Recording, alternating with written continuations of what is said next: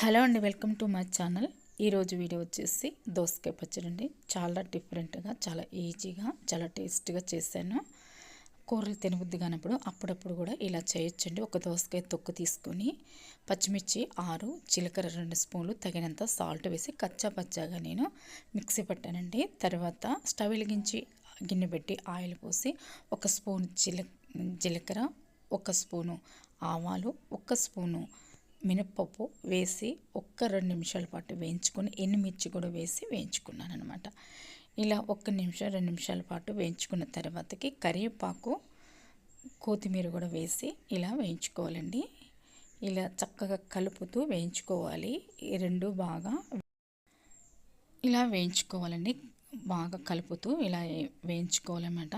వేగిన తర్వాత 1 స్పూను పసుపు, 1 స్పూను ధనియాల పొడి, జీలకర్ర పొడి, మెంతి పొడి వేసానండి. ఇవన్నీ వేసి బాగా కలుపుకోవాలి. నేనైతే ఇక్కడ కారం వేయలేదండి.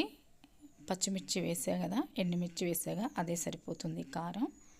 ఇలా ఇప్పుడు వేయద్దండి కారం, అసలు మిక్సీలోనే పట్టుకోవాలి. ఎక్కువ కారం కావాలన్నా కూడా తర్వాత మనం మిక్సీ ముందుగా పట్టింది వేసేసి ఇలా మొత్తం కలుపుకోవాలండి.